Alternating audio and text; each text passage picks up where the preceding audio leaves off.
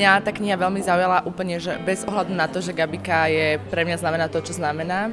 Práve preto, lebo to je presne takéto čítanie, že otvoríš si knihu na hociakej strane, prečítaš si kdekoľvek ti oči zakotvia a proste niečo ti to dá. A to je presne to, že možno aj pre ľudí, ktorí nemajú čas na čítanie kníh, alebo tak, že alebo možno nečítajú knihy, že akože neobľúbujú to, tak toto je presne pre tých ľudí aj teda.